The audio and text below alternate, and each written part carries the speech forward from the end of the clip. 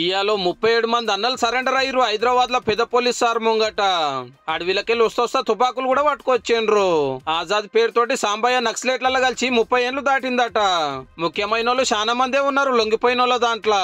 Party చెప్పి మేము surrender పోతున్నాం అని చెప్పి వచ్చినాం. మేము అవసరం లేదు, అట్లా పోరాటం కూడా అక్కడ అవసరం లేదు. పని చేయడం కష్టం, మారుతున్న పరిస్థితుల్లో అక్కడ పని చేయడం అంటే చాలా దాడులు పెరుగుతున్నాయి, రోజు చనిపోతున్నారు, అక్కడ క్యాంపులు కూడా ఎక్కువ వేస్తున్నారు. ఈ పరిస్థితిలో అక్కడ కష్టమే.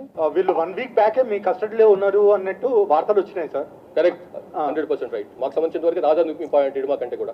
తెలంగాణలో ఇంకో 59 మంది అడవిలో ఉంటే మెయిన్ కమిటీలో 5 ఉన్నారని అలా పేర్లు చెప్పిండు డీజీపీ శివధారెడ్డి సారు.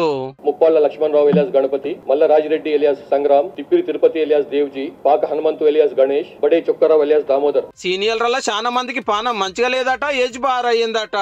మీరు కూడా వచ్చి లొంగిపోయి సర్కార్ తరపున సాయం చేస్తామని మళ్ళొక పార వాదిచ్చిండు.